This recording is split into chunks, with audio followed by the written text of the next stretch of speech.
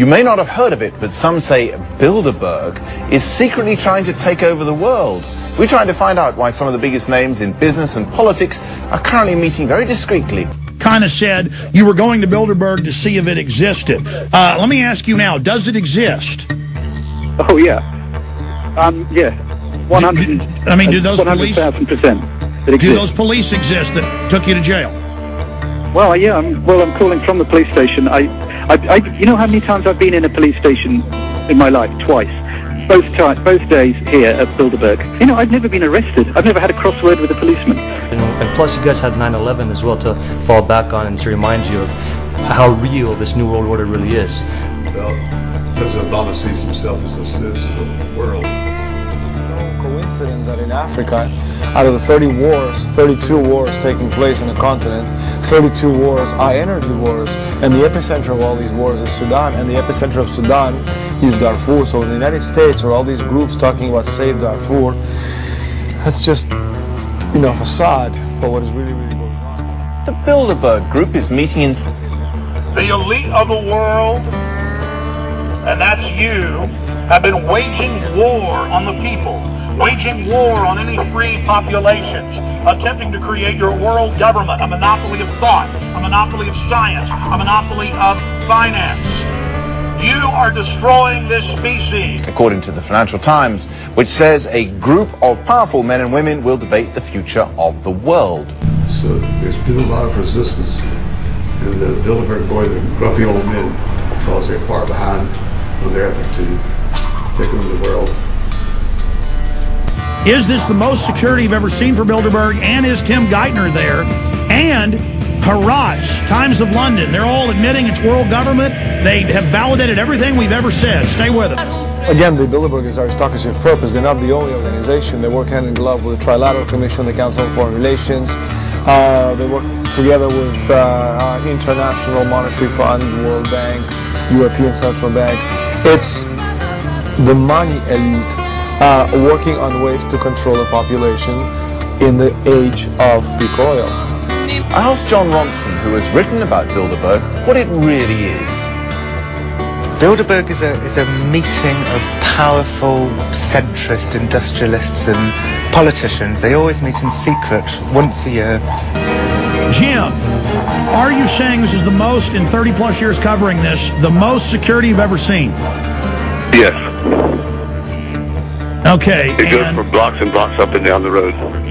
And then we have a London Guardian reporter just walking on the beach sidewalk, he says, and they run over with machine guns and throw him in a police car. Yes, they did, and as I said before, that's happened to a large number of media types out there yesterday and today. But you should know that as you attempt to set up your world government, you're facing greater and greater problems. Your agenda is faltering. Free humans everywhere know what you're doing. The people have woken up to what you're doing.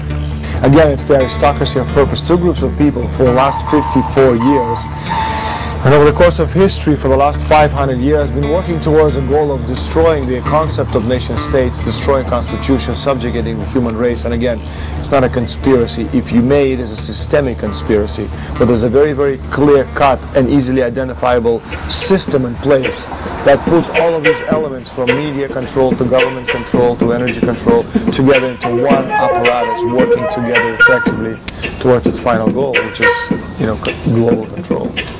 The fabled shadowy cabal that secretly rules the world. You seek to feed on your own species. You're an upper predator class that is trying to engineer us and dumb us down so we're more easily fed upon. You will and you are failing now. Your new world order will fall. Humanity will defeat you. The answer to 1984 is 1776. And they think the idea of a world government, which is what Bilderberg is into, by and large, the idea of a one-world community, a new world order. You know, they see that as... They see themselves as a government as opposed to a group of world leaders or people with influence at a global level who are talking about global issues, do they? They see themselves as headhunters. They'll get an up-and-coming politician who they think may be president or prime minister one day, and as globalist industrialist leaders who believe that politics shouldn't be in the hands of the politicians, they try and influence them with wise words in the corridors outside the sessions. The common premise is that the governments rule and make up the rules. They actually don't. It's the men behind the curtain that do all the ruling. And the men behind the curtain, people such as David Rockefellers of the world and the Rothschilds and the Queens of England and so forth, their idea is control of not only natural resources but all the corporations, which they do, which is again why Bilderberg is... To David Rockefeller, to the Rothschild representatives here, to the Queen of the Netherlands, to all of you, we tell you, you are not our queens, you are not our kings, you are not our gods, we do not belong to you, we are not your slaves. We stand as free humans, have stood since the beginning of time against the strong men, against the thugs, against the bullies. We are here telling you that we will resist the New World Order. We will defeat your world government. We will defeat world taxation. We will defeat your control grid. I mean, they're a bunch of powerful people. They meet in secret. The idea of globalization will again go back to the idea of nation states by destroying nation states and destroying borders, creating regional blocks. Suddenly the goods go from one end to the other, but there's another hidden side to it as well. A systemic conspiracy where you have the governments, where you have the private entities, corporations, all run by the same people, who are shareholders and members of the same elites and the same organizations working together. If you can take away, such as in the case in Ontario, something which belongs to the country and take it and put it in the private hands, you suddenly control the energy supply. So no matter how you look at the whole thing, the end game is oil, the end game is energy. If we don't have energy, money ultimately loses its value in every sense of the word. And I stand before the creator of the universe, and I ask the creator of the universe, as our founding fathers did in 1776, to lead, guide, and direct us, and to give us the power and the foresight and the understanding and the will to stand against your entire agenda, including your final plan of world population reduction of 80% that Henry Kissinger penned in 1973. We stand here as free human beings that love our families, that want to control our own destinies. I know that you have the excuses that you claim you have to have world government to stop world war, but in truth, architects of World War II are sitting in your building right now, like Queen Beatrix, her late husband, SS officer. We are here simply trying to defend liberty. You have threatened us. You have threatened our countries. You have threatened our sovereignty. You have threatened our livelihoods. Your world government and your own statements and your own policy reports are detrimental to the average man, woman, and child. You have more power and more money than you could ever spend. You own the central banks to print the money. Why then do you continue to try to dehumanize us? Why do you put mercury in the vaccines, stannous-sodium fluoride in the water? Why? Why do you put cancer viruses in the vaccines? Why have you used depleted uranium now in 4 separate nations? The equivalent of 44,000 A-bombs of uranium now in the atmosphere. Why are you doing this? Why are you so dark? Why are you so destructive? Why are you destroying your own future? You're arrogant. You have the sickness that elites have had throughout history in their literal and, in some cases, figurative ivory towers. You believe that you're invincible. You are your own greatest enemy. You are an enemy of humanity and the human experience and everything that we are and everything that we could be. You are threatened by the dynamic human free spirit. You are monopoly men. You monopolize the economic system. You try to monopolize the spiritual systems because you're threatened by independent middle classes developing their own industries that you believe will threaten your monopoly of control and power.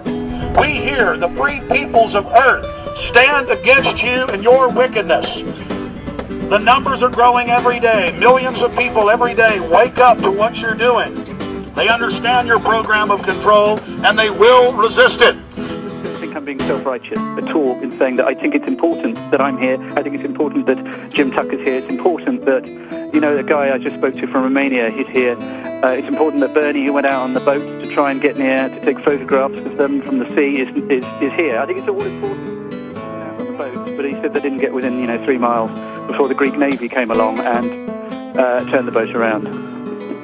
So now you can't even get out in the public harbor. I mean, now you can't even go out in the public harbor. It's like the gods have landed. That's the end of it. What's fascinating is that here's a situation where people out in the boat are being turned away by the Greek Navy from approaching within 3 miles of a hotel, and it's still not being reported on. And it's this. I don't quite understand. I'm going to come away from this conference with that one question foremost in my mind.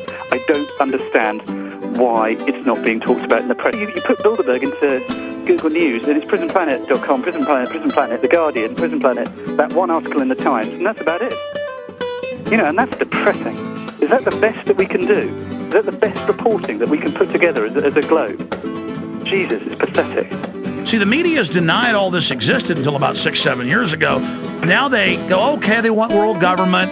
And they've had Monbiot of your own paper come out and say, yeah, we need world government. He said that yesterday. And, that's kind of where this goes. But then other reporters said this didn't exist all these years. They don't want to admit they're wrong. So it is pressure with the Financial Times of London, owned by Bilderberg Group, remember Mr. Wolf, with the Wall Street Journal and stuff, with News Corp. So there's members and there's guests. Rupert Murdoch.